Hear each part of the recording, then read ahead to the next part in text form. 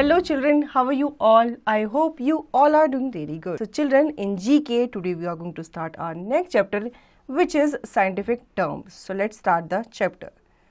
Fill in the blanks with the terms given in the clue box.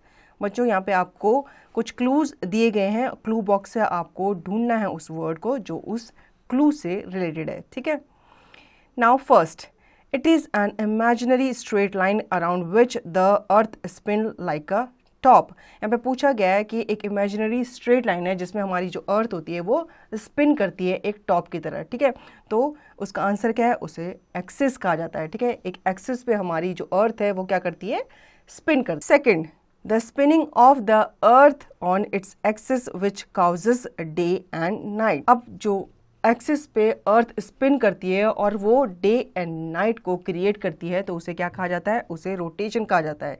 जब अर्थ अपनी एक rotation complete करती है तो इसका मतलब एक दिन जो होता है, 24 घंटे जो होते हैं वो कंप्लीट हो जाते हैं, ठीक है. तो इसका आंसर है rotation. Third, the fixed path on which the earth moves around the sun. यहाँ पे पूछा गया है एक फिक्स्ड पाथ, उसे हम क्या कहते हैं, जिसमें हमारी जो अर्थ होती है वो सन के अराउंड मूव करती है, उसे ऑर्बिट कहते हैं, ठीक है. ऑर्बिट में हमारी जो अर्थ होती है वो सन के अराउंड क्या करती है, रोटेट करती है. Fourth, the earth taking 365.26 days to complete this motion around the sun causing change of season. बच्चों उसे क्या कहा जाता है, जब हमारी अर्थ जो होती है 365 डेज जब कंप्लीट करती है अराउंड द सन, जिसमें हमारे सीजन्स जो होते हैं वो भी चेंज होते हैं, तो उसे क्या कहते हैं, उसे रेवोल्यूशन कहते हैं, ठीक है. हमारी जो अर्थ है वो सन का चक्कर काटने में 365.26 डेज लगाती है, ठीक है, जिससे एक ईयर क्या होता है, कंप्लीट होता है, तो और उसे रेवोल्यूशन भी कहते हैं. Fifth, the imaginary line dividing the earth into two equal halves.